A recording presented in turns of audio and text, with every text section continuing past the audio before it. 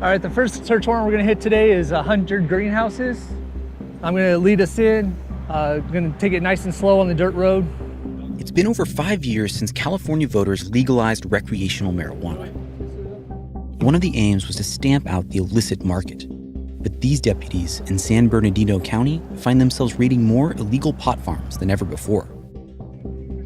The team got information from a resident that complained that illegal water trucks were hauling out here, and they found several outdoor illegal cultivations of marijuana. If you're tending to the grow, you're looking at a citation. It's a misdemeanor, but you maybe get a $500 fine for it. 500 plants, you have 1,000 plants, you have 1,000,000 plants, it's still a misdemeanor. So you feel like legalization with those drop penalties has emboldened the black market growers to just go buck wild? Yes, there's no threat of penalty. These are just perfect areas and locations to set these up. For massive operations like this with thousands of plants, low penalties have become just the cost of doing business. What's going to happen to that guy?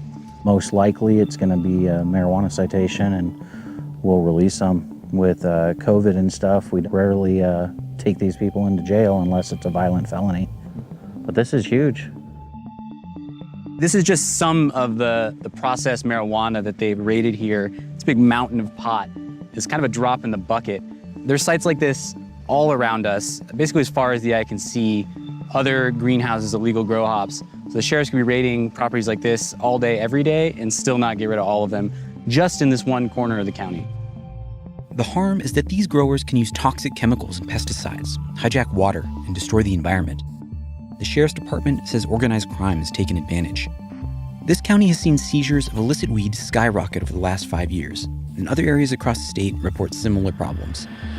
California's illicit market is worth an estimated $8 billion annually. That's roughly double the volume of licensed and taxed sales. Part of the problem is that while marijuana possession and consumption is legal everywhere, growing and commercial distribution is not. More than half of all California counties have local laws banning retail marijuana activity. In San Bernardino, both cultivation and sales are prohibited. Do you think this site would have existed 5 years ago before recreational legalization in California? No, once the legalization happened, we saw this outdoor trend. What can the state do about it? The fines need to impact the landowners who allow this. You don't need to go to jail, but your crop's worth $1 million, you owe us $500,000 to the state. Do you feel overwhelmed by this problem out here? It's just very time consuming. Some of these grow sites in about 3 to 4 months are back up again and running because the repercussions aren't there, so they just go back in business. Talk about whack-a-mole. It is whack-a-mole. Illegal grow operations aren't just springing up in the California desert. Follow me. And here we go. This is where the magic happens. And these plants are illegal in the eyes of the state of California. Correct. When we walked in here, you would have no idea that there's a grow operation going on here. It's super discreet. And that's the point. This grower, who asked to be identified as Doc, operates indoor grows in the suburbs. He's been working illegally for 2 decades, and he says the business is better than ever. Now that legalization has gone up, we've seen a rise in the amount of weed that we're selling in the neighborhood. Wait, you sell more weed illegally in the legal era than you did before when it was illegal? Definitely. Once you get used to a certain strain or a certain smoke, you're looking for something that's a little bit more potent. Potency is what you're gonna find in the hood. If you're a tourist, you're gonna go to a dispensary because you're not knowing that there's far better weed in the neighborhood. Do you ever see yourself going to the legal market? I've been wanting to go to the legal market, but if it doesn't happen, I'm not gonna be upset because I'm gonna keep doing what I'm doing. You know, you've got people that aren't even from Los Angeles coming in and raking in huge profits from a business and an industry that we created. We created this, they didn't create this. One of Doc's new competitors in the underground market calls himself Dank. He told us he invests in legal grows, but he also bankrolls this unlicensed farm. Yeah, you can just see how tight the buds are coming up. There's not a lot of spacing on the plant, which gives you a higher yield. These buds are a little dense too if you squeeze them. Oh yeah, it's sticky too. Yeah, so really sticky, high resin production. This is the good stuff right here. Dank says an eighth of his dispensary-grade weed could sell on the street for half the price the store charges. It's so cheap because he's not paying taxes, and neither is the consumer. If this were legal, how much would you be paying towards taxes? Legal, I would probably estimate tens of thousands of dollars annually. They're blocking out so many people in the market that want to participate. How much do you expect to profit from it right now without it being legal? About $100,000. People have told me they perceive me as a criminal for doing this. And, in many instances, it's just operating without a license, just like other businesses that are just trying to get started in an industry. I mean, do you feel like a criminal when you're doing this? No, and morally, I'm not, I don't feel like I'm doing anything wrong. Not at all do I feel like a criminal. I just think it's just they're consistent. It's good weed. Even those who've been able to break into the legal market complain that the system is broken. Elliot Lewis runs a chain of dispensaries in Southern California, but he's struggling to compete with unlicensed dealers. How profitable in reality is it to run a legal cannabis business in California right now? It's not profitable at all. The store we're standing in right now is still in the red. It's losing money. That's crazy. You're losing money running a legal cannabis store. Yes.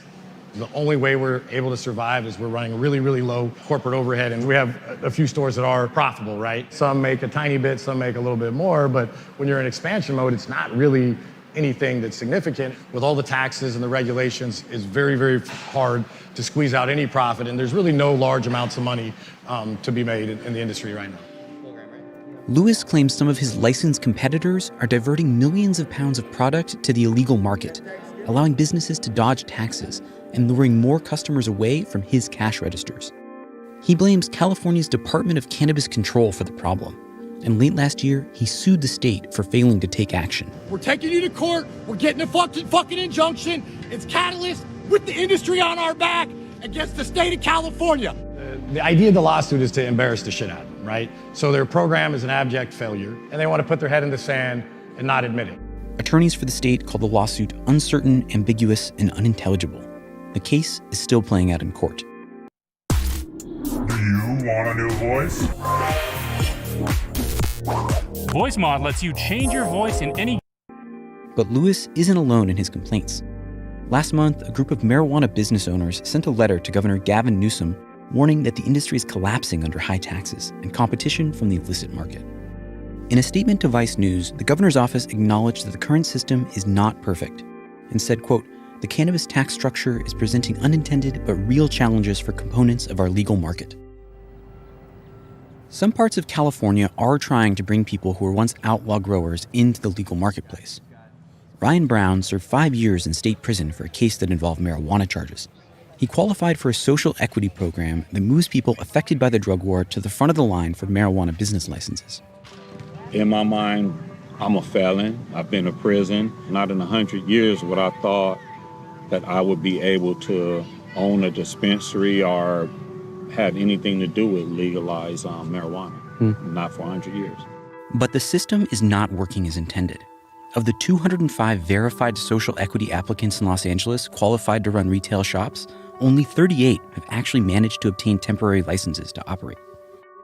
It's harder than people actually think, because to actually get your license, but you have to have a building within Los Angeles City, not to mention the taxes, It makes it almost impossible to operate, especially for somebody that doesn't have a bunch of money even to get started. Mm-hmm. How much of your own money have you spent trying to get this off the ground? 30, 40, 50,000, something like that. And still not able to operate and see any returns out there? How's that feel? Humiliating, yeah. Does it ever make you think about going back to the illicit marketplace? Definitely. Step in any day.